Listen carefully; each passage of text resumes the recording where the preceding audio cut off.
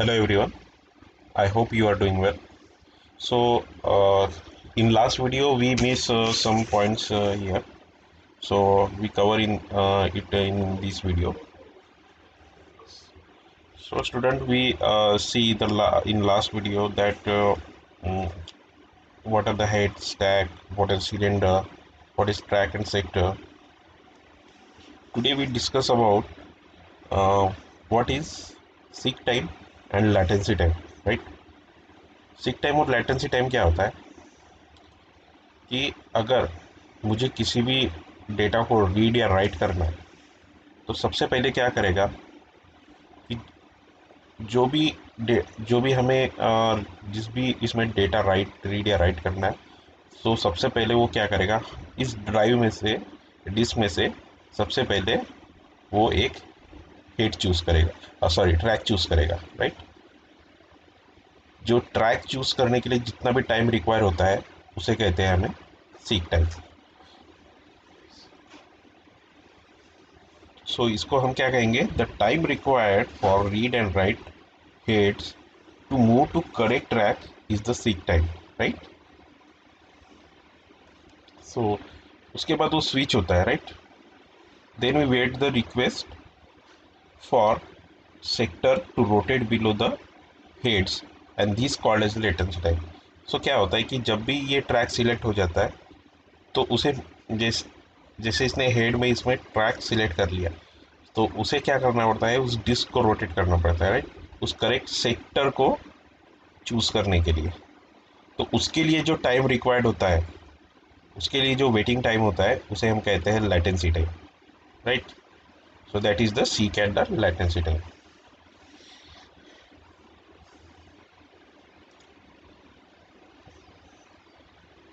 So we move the next topic, that is the file operations.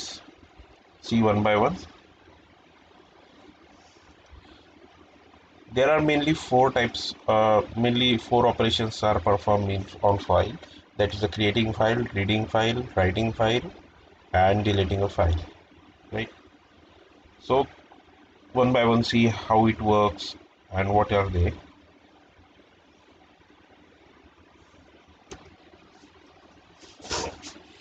So इसमें होता क्या actually, जब भी हम कोई भी फाइल पे ऑपरेशन परफॉर्म करते हैं, राइट, जो भी हम इस पे ऑपरेशन परफॉर्म करते हैं, 1 मिनट,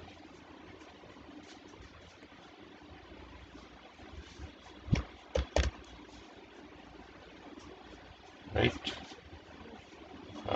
ठीक है, this is file,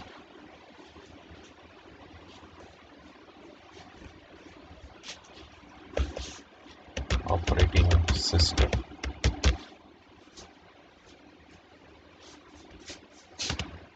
software,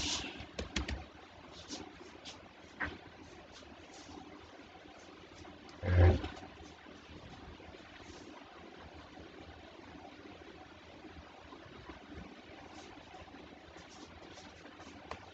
here is our drive.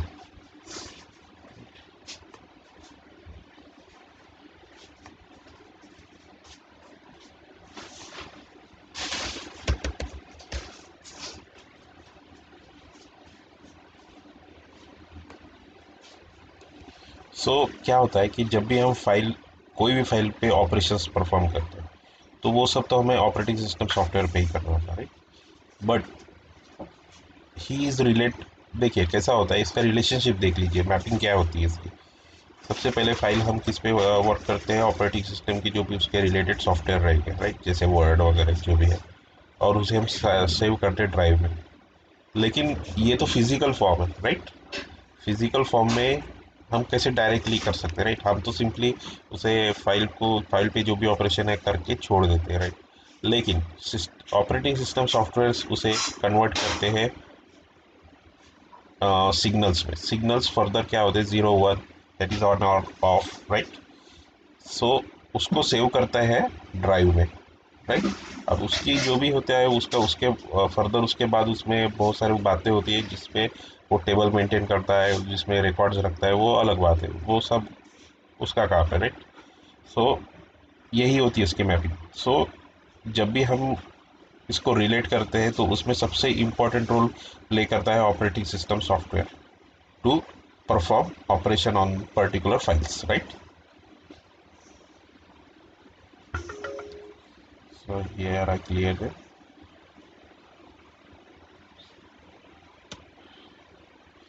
सो उसमें क्या है, अभी देखिए क्रिएटिंग ए फाइल का मतलब क्या होता है, जैसे कि अगर ये ऑपरेशन हमें परफॉर्म करना है तो हम पर्टिकुलरली क्या करते हैं, हम पर्टिकुलरली उसे सबसे पहले क्या करते हैं कि जो भी फाइल हम क्रिएट कर रहे हैं उसे हम मेमोरी अलोकेट करते हैं, right? सबसे पहले मेमोरी अलोकेट करते हैं और उसे प्रॉपर एक डायरेक्टरी में स्टोर करते हैं। So that's why it create a file, right? And what is the writing of file? Writing of file का मतलब होता है कि जैसे अगर मैंने कोई फाइल क्रिएट की तो मैं उसको एक प्रॉपर इंफॉर्मेशन दूंगा, उसमें डेटा पुटअप करूंगा जो भी है, उसमें डेटा पुटअप करने के बाद उसे उसमें जो भी उसके डिज़ाइन मुझे इंफॉर्मेशन पुटअप करनी है वो पुटअप करूंगा, right? That is the writing of file. Reading of file क्या होता है, अगर देखिए सपोज मुझे कोई एक मिनट हम इसमें समझेंगे, ठीक है? रीडिंग ऑफ फाइल, सपोज मान लो ये ड्राइव है,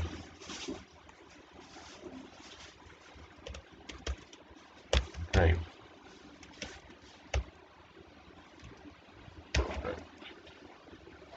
और मेरी कोई फाइल यहाँ पे स्टोर है,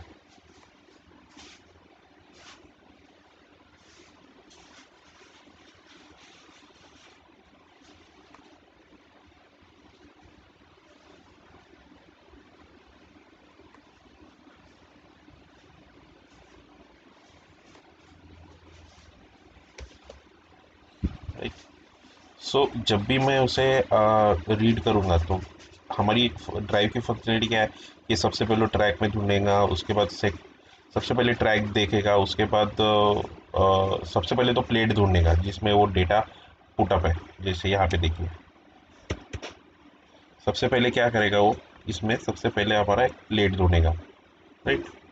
जो भी प्लेट है उसको सिलेक्ट करने के बाद उसमें वो जो भी है पहले ट्रैक ढूंढेगा जिसमें वो डेटा stored है, right? So that is the seek type or seek type, and after that it see in which sector it consists their data, okay? So that is the latency type, okay? So उसके बाद उसे क्या करेगा, तो read करेगा कि उस what are the how much space it required into the it occupy into the drive, uh, जो भी उसका रिलेटेड इंफॉर्मेशन रहेगा, फाइल टाइप क्या होगा उसका, जो भी है सब रीड करेगा, राइट?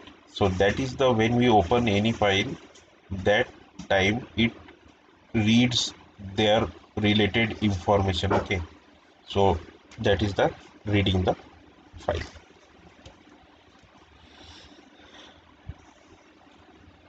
डिलीटिंग ऑफ फाइल क्या होगा, अगर सपोज मुझे, अगर मैं ड्राइव में से किसी भी फाइल को डिलीट करता हूँ तो उसका मतलब मैं क्या कर रहा हूँ, उस ड्राइव की मेमोरी रिलीज कर रहा हूँ, राइट? सो जब भी मैं इस ड्राइव को डिलीट करूँगा, that time it release memory, okay? So that is nothing but deleting a file.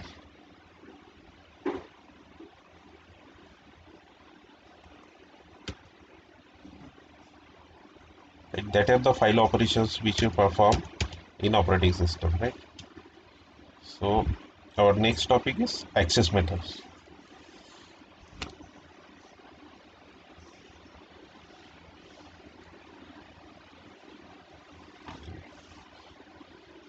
What are our access methods is, file stores the information. When it used, information must be accessed, read into the computer memory.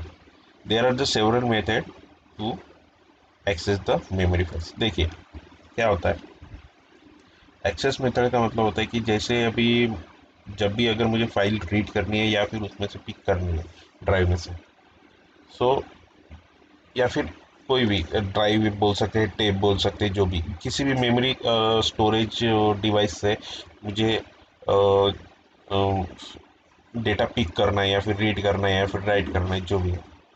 सो उस time में generally हम read के बारे में ये ज़्यादा ये करते हैं, राइट। तो अगर उस टाइम मुझे डेटा एक्सेस करना है तो उसके दो मेथड्स होते हैं। First is the sequential access and second one is the direct access.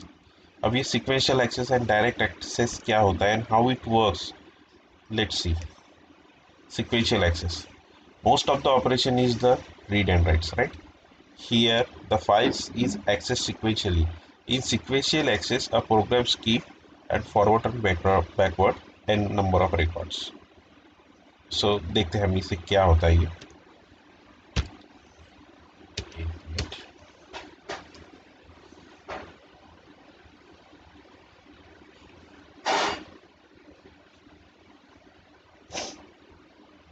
हमने इसके पहले टेप के बारे में पढ़ा था, right. That is, beats are stored on their magnetic tapes, that magnetic reels. Okay, so how it works now we will see.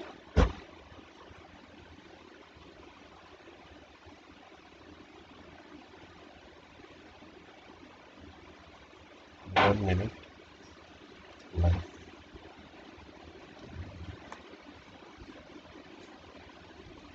Exact तो नहीं बनेगी।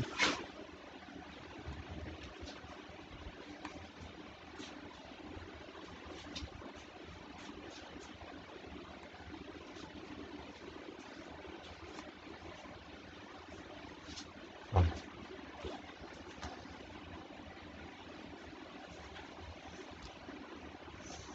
this point is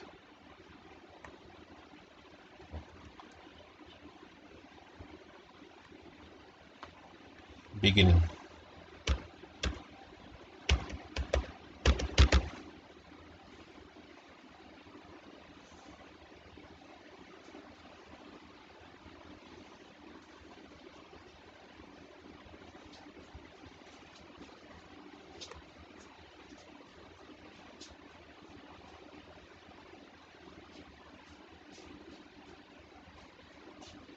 This point is end.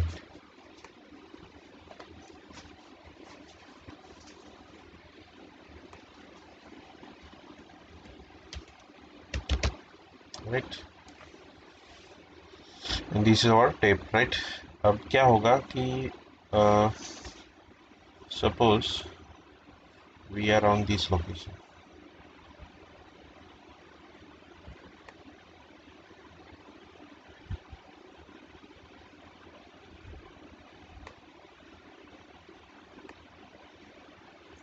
this is our current location, right।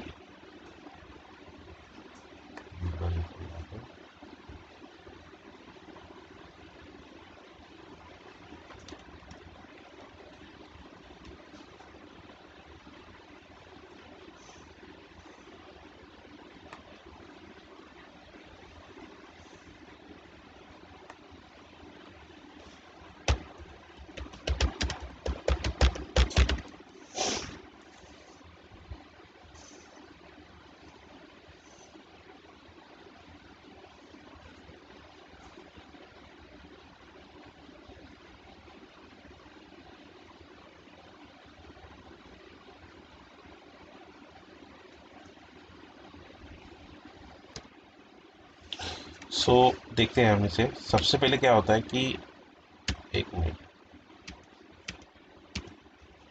ये देखिए ये tape है, right. अब इसमें हमारा रैंडमली बहुत सारे डेटा अवेलेबल है, right. That is the beginning of tape and end of the tape and this is the sequential data access. Okay, sequential means to to search the data serially, right. तो क्या होगा अगर मुझे कोई भी data read and right करना है तो सबसे पहले क्या करेगा, ये पूरे टेप को सर्च करेगा, right. First it goes to forward and then backward. Totally it search the space required for my file. Okay, so क्या करेगा अगर मुझे कोई भी डेटा रीड करना है तो सबसे पहले अगर वो फाइल यहाँ पे कोई अवेलेबल होगी तो पूरे वो टेप को सर्च करेगा, डेटा कलेक्ट करेगा and then it shows me that particular file, right। So इसमें क्या हो रहा है कि अनयूजुअली वो बैकवर्ड और रिवाइंड एंड फॉरवर्ड के लिए जो भी है वो एक पर्टिकुलर टाइम ले रहा है, so that have much time as compare to the disk drive, right? So it is this is the sequential search, okay. So इसका ड्रॉबैक ये है कि इसमें जो भी हम डेटा रीड करेंगे उसके लिए वो टाइम ज़्यादा टाइम कंज्यूमिंग हो जाता है, so that's why this search is not not benefited as much as uh, direct access, okay. So हम डायरेक्ट एक्सेस भी देखेंगे। सो शॉर्ट्स को समझ तो गया ना कि जैसे कि अगर हमें डेटा कोई भी अगर सर्च करना है इसमें से, तो क्या करेगा, बैकवर्ड एंड फॉरवर्ड दोनों टाइप्स, दोनों जगह से वो पहले पूरे डेटा को सर्च करेगा, right?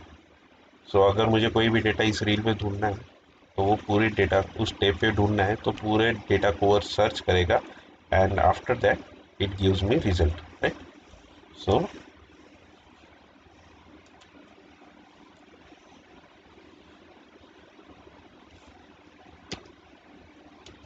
our next topic is, so here we introduce direct access method.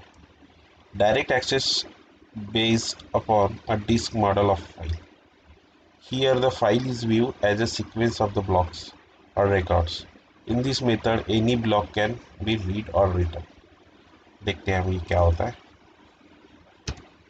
सो इसमें क्या होगा कि देखिए, अभी ब्लॉक्स डायरेक्ट एक्सेस में क्या होता है, ब्लॉकिंग सिस्टम होता है, राइट? हर ब्लॉक में वो डेटा रीड या राइट किया जाता है, राइट?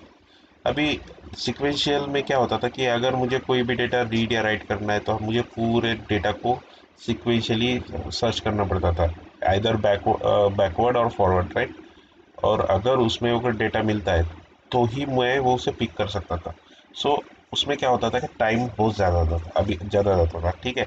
सो इट सो उस प्रॉब्लम को टैकल करने के लिए हमारे पास आया डायरेक्ट एक्सेस, राइट? सो अगर मुझे देखिए, अगर मुझे कोई भी डेटा 14, अभी देखिए यहाँ पे नंबर ऑफ ब्लॉक्स है, block zero, block one, block two, block N plus one. N plus one क्यों? क्योंकि ये जो ब्लॉकिंग सिस्टम शुरू होती है, जो भी उसका करंट जो भी पोजीशन होता है, first position that is the block zero, right? So that is so why there is the block n plus one. So अभी मेरे पास n नंबर ऑफ ब्लॉक्स है और मुझे क्या करना है,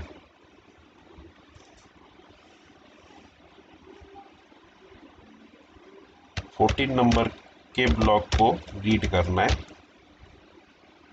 देन 54 नंबर के ब्लॉक को राइट करना है, सॉरी रीड करना है, और उसके बाद 9 नंबर के ब्लॉक में राइट करना है।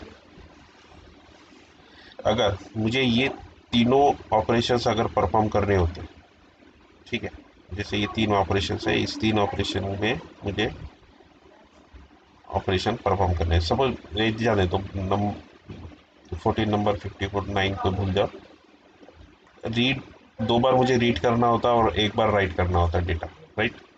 सो उस टाइम में क्या करूँगा, सबसे पहले क्या करेगा ये ऑपरेटिंग सिस्टम, सबसे पहले ब्लॉक सीक्वेंस, अगर सीक्वेंशियल सर्च होता तो पूरे बैकवर्ड रिवाइंड होता, उसमें डेटा जो भी है सर्च करता, उसके बाद वो हमें रिजल्ट देता, राइट? लेकिन ब्लॉकिंग सिस्टम में क्या होता है कि अगर मान लो मैं अगर 14 नंबर के ब्लॉक में डेटा रीड कर रहा हूँ और मुझे स्विच करना है 54 नंबर के ब्लॉक में, तो डायरेक्टली क्या होता था कि वो डायरेक्टली शेयर करता था, मतलब मुझे zero to n plus one जाने की ज़रूरत नहीं, सिंपली वो उस ब्लॉक से जैसे कि अगर मैं 14 ब्लॉक पे हूँ तो 14 ब्लॉक से डायरेक्टली वो 54 ब्लॉक तक सर्च करता था, अगर उस ब्लॉक में डेटा मिल गया तो मुझे वो अवेलेबल करवा देता था।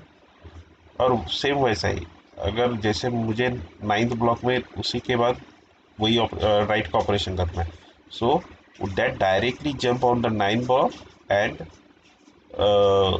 Right my data, okay. So इसमें क्या हो रहा है, टाइम बच रहा है हमारा, right. It not is time consuming, it give a direct access. और जो भी बड़े बड़े डेटाबेसेस होते हैं वो सब इसी सिस्टम पे काम करते हैं, so that is nothing but a direct access.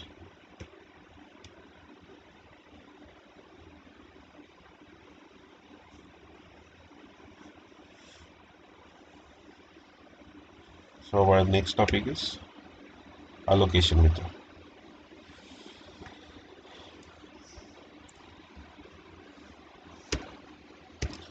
So in allocation method, uh, in the direct access nature of disk, अभी जो हमने देखा, allows us to store many files on the same disk, right? The main problem is now to allocate a space to the disk files so the disk space is effectively utilized and file can be quickly accessed. अभी देखिए क्या होता है कि अगर यहाँ पे कोई ड्राइव है,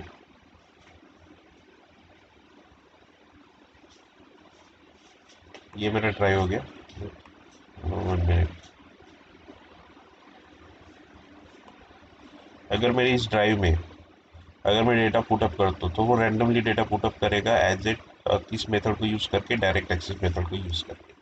सो जो भी डेटा यहाँ पे पुटअप होगा उसे स्टोर करने के लिए, उसे स्टोर तो कहीं ना कहीं करना पड़ेगा, उसके लिए रिक्वायर्ड क्या होगी, memory, right.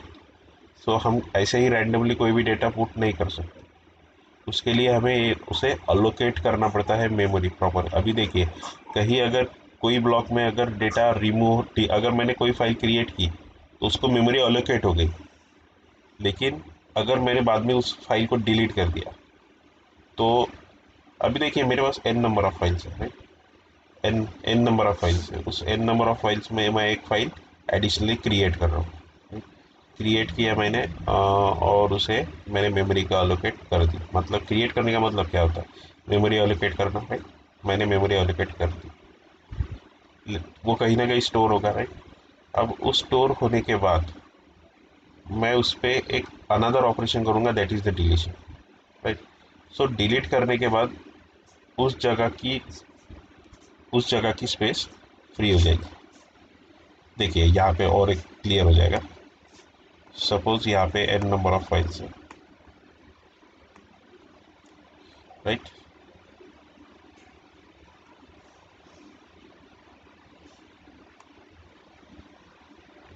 One,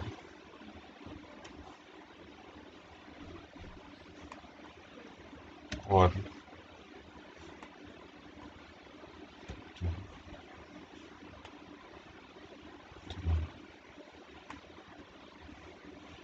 right. Suppose मान लो ये डिस्क है, और डिस्क में मैंने ये 4 फाइल्स ऑलरेडी ऑलरेडी है वहाँ पे, ओके। अब मैं यहाँ पे एक फाइल क्रिएट करता हूँ जो न्यू फाइल होगी, 5 नंबर की फाइल, राइट।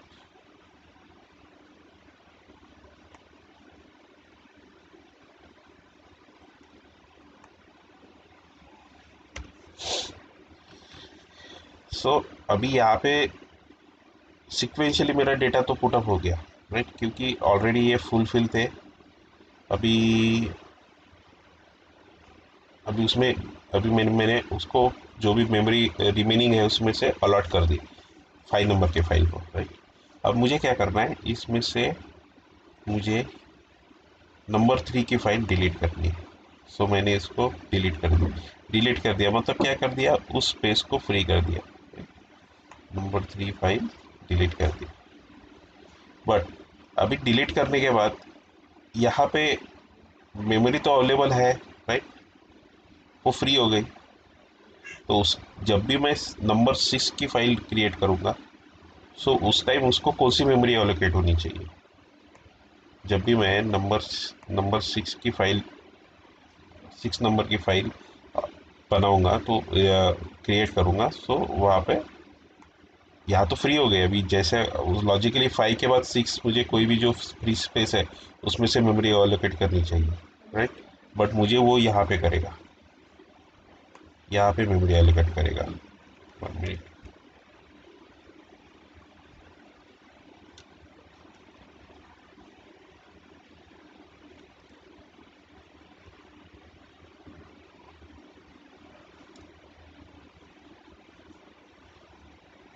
ये वाली मेमोरी थी वो, ये 3 नंबर की है।